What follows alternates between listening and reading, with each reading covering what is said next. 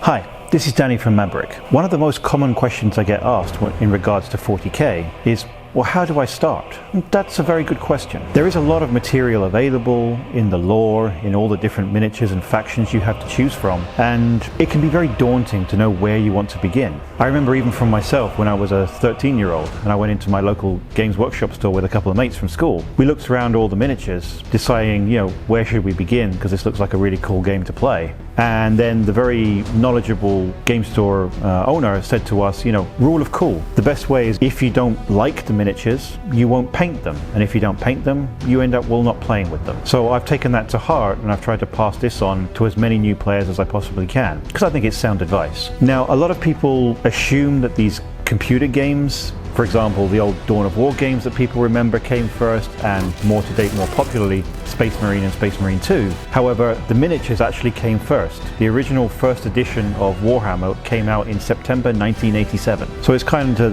the miniatures came and then the computer games came based on the miniatures, which a lot of people don't realize. Now, where do you begin with all this? There is so many factions and so much to choose from. One of the starter sets are always a good way to go. For example, how about a combat patrol? For example, the new Blood Angels one here that came out a few days ago. They have very cost effective and a great way to get into the game without spending too much money on it. You could do with one of the generic starter sets, like the introductory set I have here, the ultimate starter set. They're all good ways to start. If you want to try maybe your hands at painting first, before you actually get into the main army you actually want to collect, how about one of the starter paint sets? For example, right now we have the Termagants one and the Infernus Space Marine one. They're all great ways to start. Now, it can also be, as we said, very daunting to keep this going. However, just drop by, you can have a chat with me, we'll talk through miniatures and painting schemes, and we'll find what's best for you and your budget. For everything else, just come and check us out. Happy wargaming.